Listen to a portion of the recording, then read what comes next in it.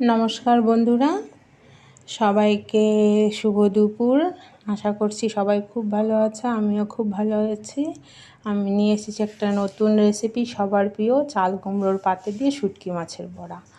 সবার প্রিয় বলতে কিছু কিছু মানুষের আবার প্রিয় না, অনেকেই খায় না।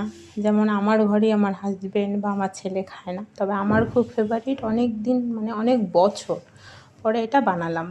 তো তোমরা দেখতে থাকো, আর কার কার খেতে ভালো লাগে আমাকে কমেন্ট করে জানিও।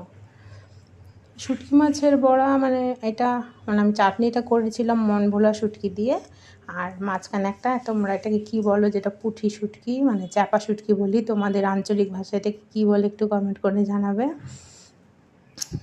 তা আমার ঘরে কেউ এটা পছন্দ করে না, শুটকি মাছ কেউ খায় না, তাই বানানোটা হয় না খুব একটা। আজ দীর্ঘ ধরো 4-5 বছর পরে আমি বানিয়ে খাচ্ছি নিজের হাতে। এর আগে মা